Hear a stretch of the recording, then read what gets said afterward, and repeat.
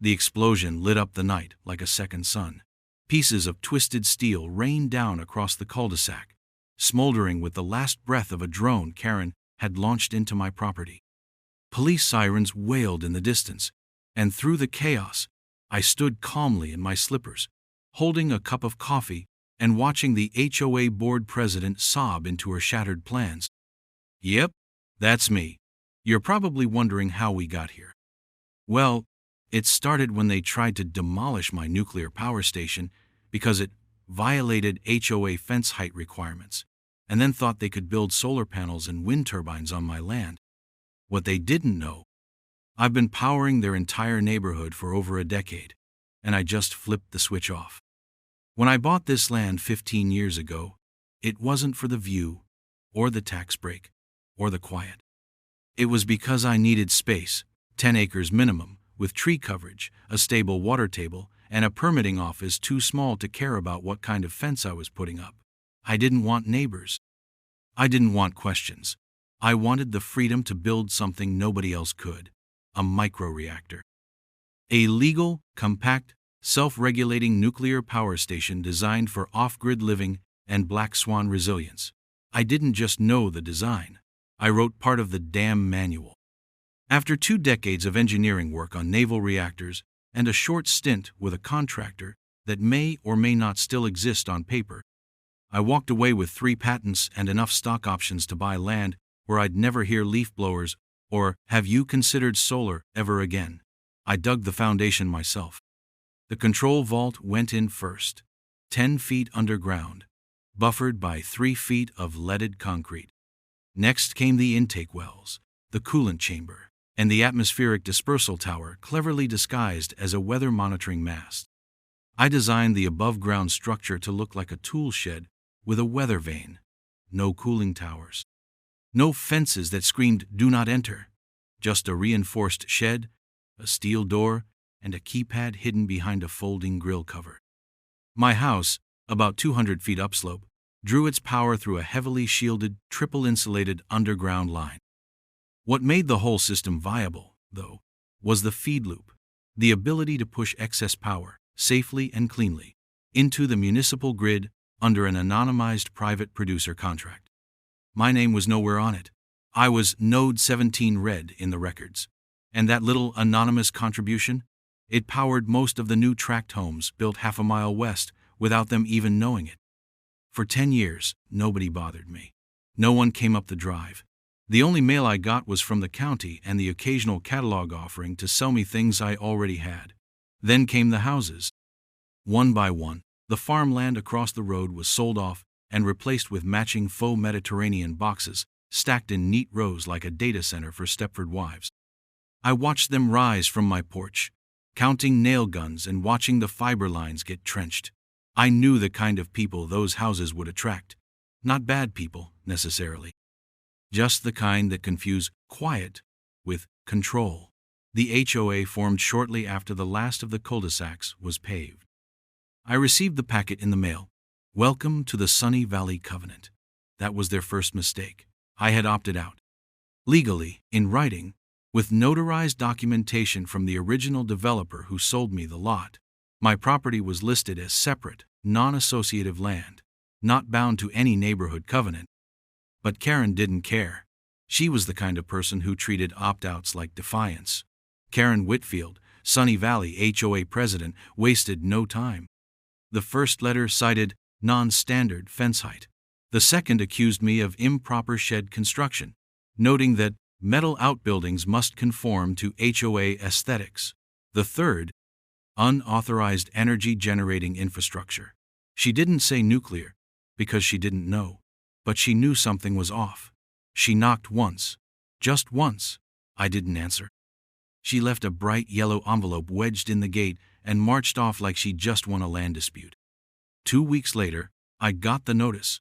The HOA was requesting a formal inspection from the county for suspected environmental violations. I laughed. The facility had been certified clean 3 years ago by the Department of Energy, under a silent agreement I signed in a federal basement in Virginia. They'd marked the structure as residential infrastructure with protected design confidentiality. Basically, Nobody without a very specific badge was allowed to know what was inside. But Karen didn't need facts. She had politics. I watched her cozy up to the new city council rep at a Green Homeowners of Tomorrow brunch. A month after that, my parcel was rezoned on paper from mixed rural utility to residential renewable conversion zone.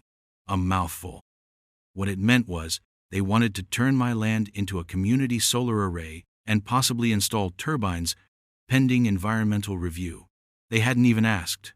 The review came back suspiciously fast. No radiation detected, of course. No leaks. Not even a whisper of thermal outflow. But the inspector's report still concluded that my structure posed unknown risk to local residents and children. That inspector? Jack Brindle, Karen's brother-in-law. His LinkedIn said, Certified Energy Assessor. I checked the license registry. No such certification existed in the state. Then the lawsuit arrived. Sunny Valley HOA versus James Granger. Their claim?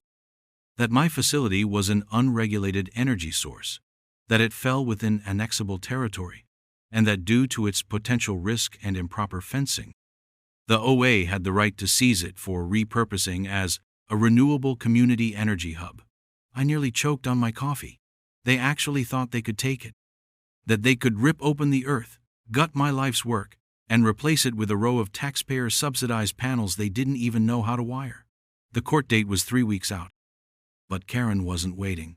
One morning, just past 8 a.m., I heard them before I saw them. Diesel rumbling, the heavy crunch of tires on gravel. I stepped outside to find a trio of yellow cat bulldozers idling just past my gate.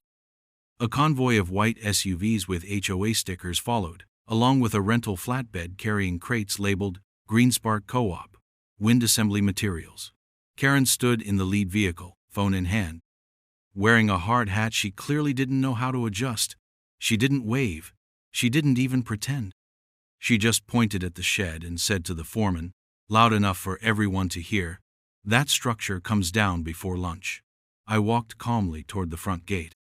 The foreman, a stocky man with a clipboard and confused eyes, spotted me and looked unsure. "We've got authorization, sir," he said. OA got court clearance to proceed with land prep. "Did they give you a site schematic?" I asked. No. We were told this was a utility enclosure. You're standing 12 feet above a cooling chamber," I said slowly, so everyone could hear. "I suggest you step off before the seismic sensors do their job." A long pause. One of the operators looked up. "Engine still running." "Cooling chamber?" the foreman echoed. "As in, for power?" "As in fission," I replied. "But don't worry, it's sealed, unless someone cracks the containment lid, like, say, with a backhoe." Karen marched over then, full of fake authority. "This is community land now," she barked. "You are trespassing on property scheduled for clean energy redevelopment." "No," I said, pulling a laminated placard from my jacket.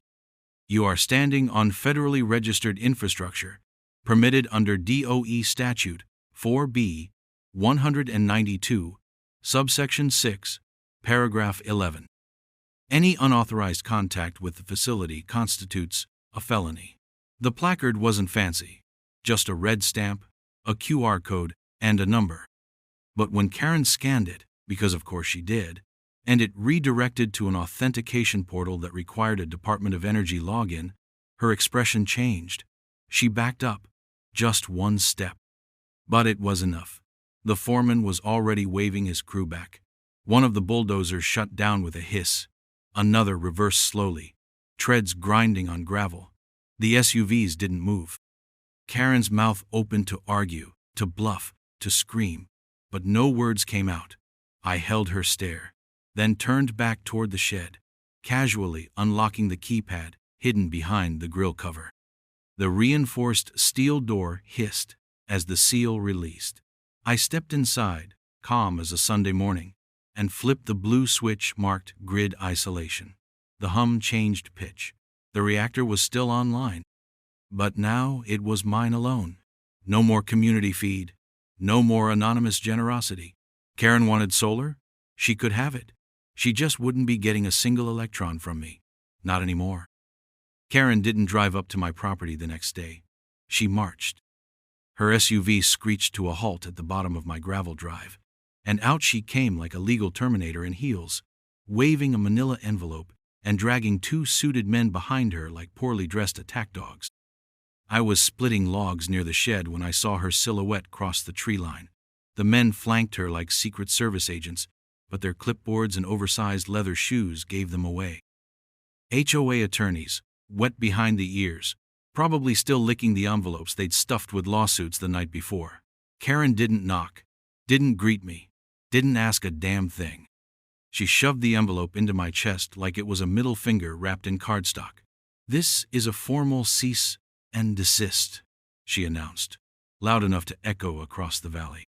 "Your continued operation of a hazardous energy facility within a residential zone constitutes a violation of community safety statutes." I took the envelope, turned it over slowly, and then, politely, tossed it onto the log pile beside me. "You will vacate the land," she hissed, "or we'll do it for you." I didn't answer right away. I just looked at the 2 men beside her. "Do either of you have federal energy clearance?" I asked. One shook his head. The other blinked. "Didn't think so," I said. "Then you're standing on ground you don't understand, trying to shut down a system you don't have the jurisdiction to question." Karen's nostrils flared. "You think you can just hide behind a fake permit and your little shack of secrets? We're the governing body of this neighborhood now." "No," I said calmly. "You're the governing body of tract housing with a shared pool and too many bylaws. This isn't your jurisdiction. And it never will be." She spun on her heel and stormed off, her lackeys stumbling behind her. I waited until they disappeared over the rise before pulling out my phone and dialing the number I hadn't used in almost a decade. It rang once. Then a voice answered, no greeting, no name. "It's me," I said. "Granger. Node 17, red. I need verification support and a license pull." The line was quiet for half a second. Then, "Still running clean?" "Always," I replied. "Still under grandfathered clause?" "Since 2011. Never lapsed. Sending fresh paperwork now. You'll have a new dye stamp by morning." The line clicked. That was the thing about the Department of Energy. If you stayed off their radar, followed protocol, and kept your radiation levels under background noise, they didn't care what you powered. But the moment someone tried to mess with you, they'd show up with a folder that said classified, and enough legal shielding to make a Supreme Court judge blush. That afternoon, I received an email from the Office of Energy Facility Licensing, confirming that my microreactor was still certified under the 4B Mill exemption clause. Karen wouldn't know what that meant, but she'd find out. That night, the HOA struck again. Flyers appeared on every mailbox, slipped under every door, and posted at every cul-de-sac entrance. They were printed on glossy stock and featured a photoshopped image of my utility shed glowing green like Chernobyl. In all caps, it read, "Danger. Nuclear material near your family." Below it, "Say no to private reactors. Say yes to clean solar energy. Attend the emergency homeowners assembly Friday night." I almost laughed. Almost. The next day, the HOA newsletter went out. Subject line: "The hidden hazard among us." It claimed I'd refused inspection, was leaking possible contaminants into the groundwater, and that my reactor was unlicensed and potentially terrorist in origin. They even included a blurry drone photo of the shed and labeled it containment vault. I could have sued for libel. I could have called the police. Instead, I printed the newsletter, poured a cup of coffee, and sat on the porch with a pen. I circled every lie, numbered them, and wrote a single note at the bottom: "If you're so scared of this plant, maybe I'll just shut it down." I didn't mail it. I didn't need to. That Friday, 30 minutes before the emergency HOA meeting, I walked down into the reactor bay, unscrewed the security latch on the control panel, and flipped the master load switch from grid on to grid isolated. The reactor stayed humming. The coolant system still flowed. The batteries still trickle-charged. But not a single watt of electricity flowed outward, beyond my property lines. At first, nothing happened. 10 minutes later, the neighborhood lights flickered. 15 minutes in, everything went dark. Every LED, every smart home, every Wi-Fi router, every glowing security camera, gone. HVAC units groaned to a halt. Pool filters stopped. Smart thermostats blinked off. Garage doors locked mid-roll. The HOA office, Karen's precious clubhouse, lost power right in the middle of her opening speech. She'd brought in a PowerPoint presentation. The projector died. The microphone cut out. Someone dropped a flashlight. Babies cried. Phones lit up the room like confused fireflies. People started shouting. Karen screamed into the dark, demanding calm, but nobody could hear her. That's when I walked in, slowly, silently, through the side door of the community center. I didn't speak. Not at first. Just walked to the front, past folding chairs, past strollers and angry husbands holding melting ice cream. I stood behind the podium, pulled out a small battery-powered lamp, and turned it on. It cast my face in soft yellow light. "Good evening," I said calmly, as murmurs filled the room. "My name is James Granger. I own the property at the east edge of this community. Some of you know me. Most of you don't."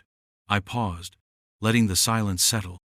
For the past 11 years, I've been quietly, legally, and voluntarily providing electricity to this neighborhood. My facility is not only safe, but cleaner, more efficient, and more stable than the infrastructure you're currently begging the state to fix. Karen tried to interrupt, but her voice was swallowed by the dark. Until now, you've benefited from that system without cost or complaint. But as of this evening, that service has been suspended. Gasps. Whispers. One guy in the back yelled, "Wait, are you saying you cut the power?" I nodded. "The facility is isolated. You are now fully dependent on the municipal grid. Good luck." Another voice. "You can't do that." I smiled. "I already did." Karen shoved her way forward. "This is extortion. This is terrorism. This is autonomy," I corrected her. "You wanted independence from nuclear power? You've got it. You may now enjoy brownouts, surge fees, and 6-month wait times for solar panel permits." She stammered, tried to pull out her phone, realized she had no signal. Someone else shouted, "Our freezers are defrosting." Another, "My kids can't charge their tablets. My Tesla won't unlock. Pool pumps are dead." The room was chaos now, flashing phones, angry muttering, someone kicking a folding chair. I waited until the noise hit its peak, then I leaned forward, steady and slow. "Until further notice," I said, "you'll be receiving no electricity from this facility. You're welcome to rely on the state utility, but I wouldn't bet on their capacity. After all, they didn't build your grid. I did." And with that I turned and walked out, past the rows of sweaty, furious homeowners, past Karen, who stood frozen in disbelief. And as I stepped into the humid night air, the whole block lit up, not with lights, but with the blue flicker of panic spreading through every smartphone as the neighborhood group chat exploded. The grid hadn't failed them, they had. By Monday morning, I had filed the first round of lawsuits. Not one, not two, but a coordinated legal blitzkrieg supported by the Department of Energy's own counsel. The charges were precise, surgical, and devastating. Trespassing on federally registered infrastructure, attempted unlawful seizure of a protected energy facility, willful defamation of a licensed engineer with national security clearance, and public endangerment through interference with regulated technology. Every count came backed with signed affidavits, classified documentation unsealed for court use, and a quiet little letter of support from a man named Wright at the DOE, someone who hadn't used his last name in public since the late 90s. The moment the HOA received the papers, the game changed. The smugness disappeared. The condescending emails from Karen stopped overnight. The brightly colored HOA flyers were yanked down and shredded like they'd never existed. And then came the injunction. Effective immediately, the Sunny Valley Homeowners Association was ordered to cease any and all action related to my property, including communication, enforcement, surveillance, or development. A second injunction froze their accounts, pending investigation into fraudulent misappropriation of community funds. I served the paperwork myself. Walked right up to the front door of the HOA's little office building, handed the envelope to Karen personally, and said, "You'll want to open this in private. You'll be crying by page 4. She didn't say a word, just stood there in a powder blue suit, trembling as she clutched the envelope like a live wire. She didn't even follow me with her eyes when I walked away. But I heard her voice, flat and thin, call someone on speaker as I rounded the hedge. "It's happening," she whispered. "He actually sued us." What followed was pure procedural theater, and I enjoyed every minute of it. Discovery began 3 days later. My legal team, 2 federal contractors with security clearance and the patience of stone, requested every internal HOA document related to my property, energy policy, zoning requests, land acquisitions, and communication with outside contractors. They didn't just want the public records. They wanted the group texts, the Slack messages, the Karen's private chat emails with subject lines like, "How to get him evicted," and "Plan B, seize it." The HOA balked, of course. Claimed the requests were overreaching, irrelevant, and harassing. The judge, a former Navy JAG who once prosecuted environmental crimes in Guam, wasn't buying it. He granted full discovery and added a motion to compel digital compliance. If they refused, contempt, fines, jail time. So they gave it up. Slowly, stupidly. Like someone trying to peel their fingerprints off a murder weapon, and what we found buried in the attachments made even me pause. First, the city inspector Jack Brindle, the one who filed the fake hazard report. He wasn't just unlicensed. He wasn't even an employee of the city. He'd been removed from the registry 5 years earlier after a misconduct incident involving falsified reports in a property deal. His current occupation? Freelance environmental consultant. His connection to the HOA? Karen's brother-in-law, her husband's sister's husband. The report he submitted had no legal standing, no jurisdiction. And worse, it had been co-signed by a fictitious department that didn't exist. Second, the solar contract, Karen's pride and joy. The grand vision she'd paraded at board meetings as the future of Sunny Valley. It was already signed, not proposed, not bid out, but signed. Dated 2 months before the HOA ever attempted to zone my property for renewable conversion. The recipient? A limited liability company called Sunhaven Collective, registered to a warehouse in Colorado. The real owner? Alan Whitfield, Karen's husband. The registered agent was her cousin. The financing came from an advance on a federal green infrastructure grant, a grant the HOA had applied for using my land as the site of record. Let that sink in. They tried to seize my land, lie about its zoning, and award a multi-million-dollar project to a family-run shell company using money they hadn't been approved to receive yet. They had already spent $82,000 on pre-development planning. 43 of that went straight into Karen's husband's marketing firm for community outreach. Another 20 covered design mock-ups that featured my utility shed digitally erased and replaced with smiling children holding sunflowers beneath wind turbines. My favorite line from the invoice? Anticipated site clearance, March 12. That was the day they showed up with bulldozers. We released all of this to the court, attached, organized, time-stamped, and annotated. And then we sent copies to the press. Local news ran with it first. Headline: "Oh, tried to replace working nuclear facility with solar panels, now they have no power." The story spread like a wildfire during a drought.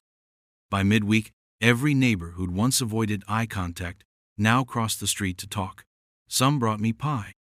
Others brought documents, old HOA memos, screenshots, even audio recordings from board meetings where Karen had said things like, "Once we get control of the land, we can flip it to green tech and cash the grant."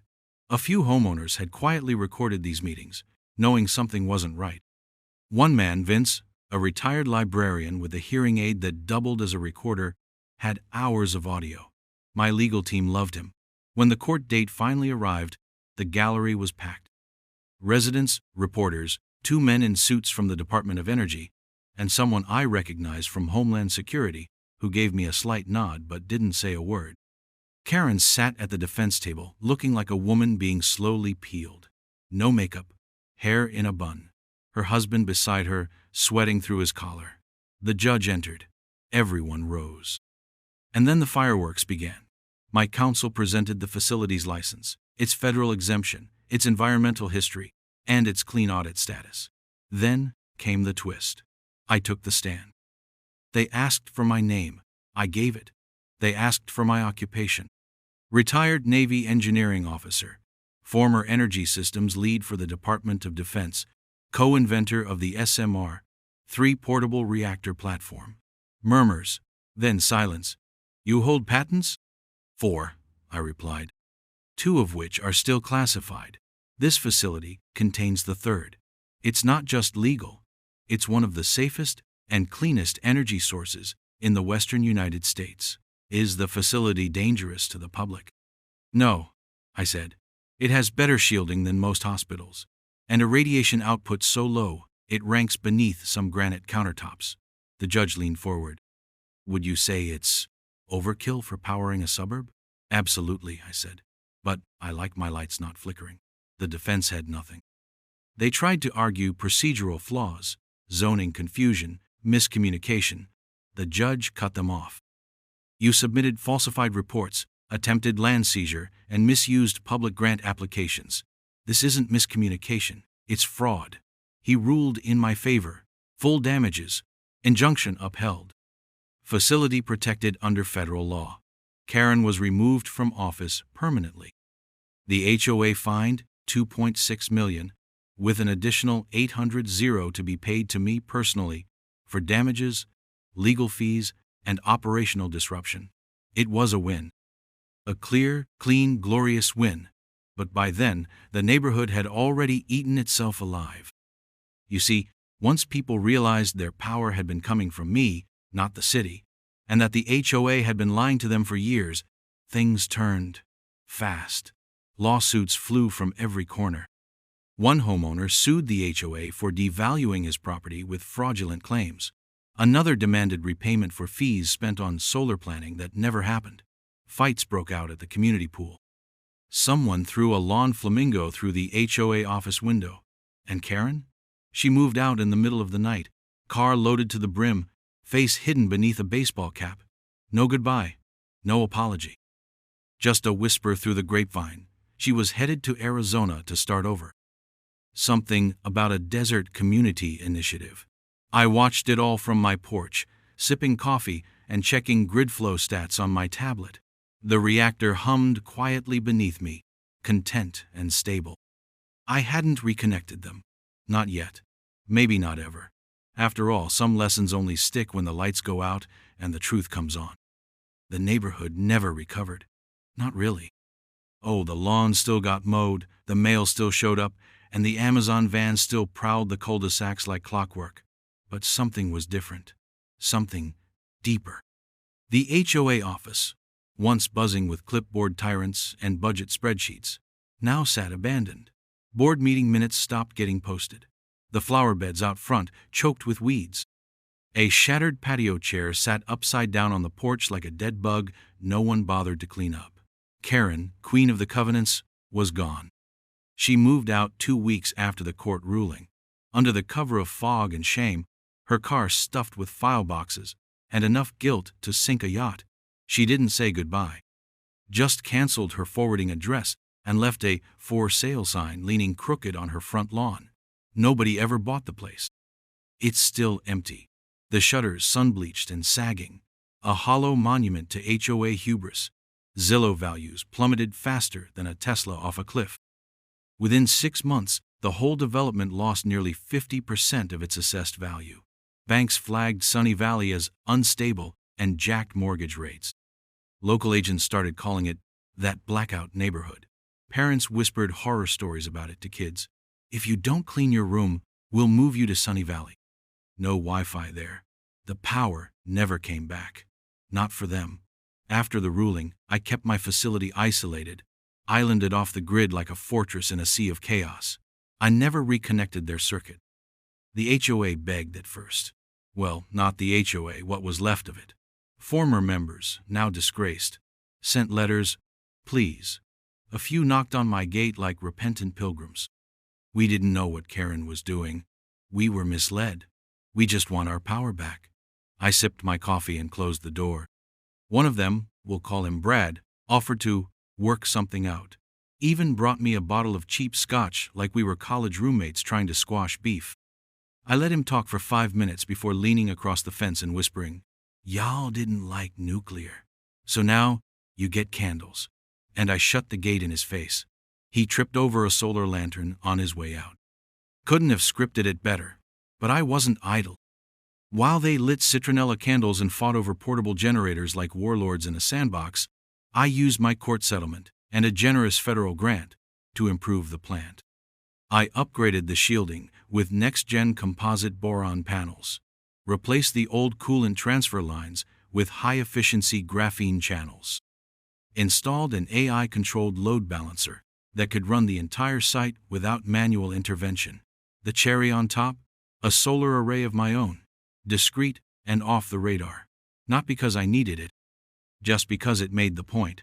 Nuclear and solar, redundancy, autonomy, a self-contained microgrid, registered under a new corporate entity, Granger Energy Independent Systems, LLC. A fancy name for one man and his reactor. I started getting calls from energy startups, universities, even a few foreign think tanks. They wanted to study the site, license the design, maybe partner. I turned down most of them. I wasn't looking to build an empire. I just wanted peace. And a fridge that didn't flicker. 1 year later, to the day, I reactivated the outbound grid, but not for them. Only for myself and 4 other properties. The Thompsons, whose kids used to catch frogs in my pond and brought me lemon bars when Karen first went rogue. Vince, the librarian, who recorded hours of incriminating HOA meetings without saying a word. Mrs. Patel, who was fined $300 for planting tulips too close to the sidewalk but still spoke in my defense at the hearing. And Jenkins, a grumpy veteran who once growled at me for not waving but later stood guard outside my property the day Karen tried to break in with that fake demolition crew. That was my grid now, invitation only. Everyone else? They were on their own. The city's main line was too old, too taxed, and too far away. Their smart meters blinked red more than green. Brownouts became weekly rituals. People charged phones in their cars. The HOA, what was left of it, tried to install solar panels on the clubhouse roof, but the inverter shorted out and set off the fire alarms. The building still smells like burnt wire and broken dreams. I know. I walked past it last week. On the anniversary of the blackout, I held a small barbecue for my allies. Nothing big. Just a few chairs, some ribs, and a soft hum in the background. The reactor cycling at 82%. Efficient and silent. We toasted with root beer. Vince brought a pie. The Thompson kids danced to music on a Bluetooth speaker that never lost connection. Mrs. Patel brought a solar lantern as a gag gift. We laughed. It was good. Peaceful. The kind of night Karen would have called a code violation for noise after dusk. Before they left, I handed each of them a commemorative keychain, a miniature replica of the control panel switch, engraved with the date, grid off, grid on, and one little phrase underneath, "We choose the current." That morning, before the party, I installed a new sign at the front gate. Big, cast iron, with laser-etched letters that read, "Private Power Station. No trespassing. HOA-free zone." It glints in the sun now, visible from the road, unmissable. But I didn't stop there. On the fence behind it, just under the cooling tower's shadow, I wired a neon sign. Took me 3 hours to mount it, level it, and double-check the transformers. When the last guest left that night, I flipped the breaker. The tubes lit up soft orange, casting a glow over the gravel path. It buzzed a little, but it buzzed with pride. The words pulsed, steady and warm, a beacon in the dark suburbia that had once tried to erase me. Grid by grit, powered by Petty. And beneath that, my new company's tagline, burned into a brass plate with surgical precision. Sunny Valley rejected energy. Now it rejects them back. I poured one last glass of lemonade, sat on my porch swing, and watched the fireflies dance to the hum of a private reactor that had outlasted lawsuits, bullies, and HOA nonsense. They built their world on rules, I built mine on current. And in the end, mine kept the lights on.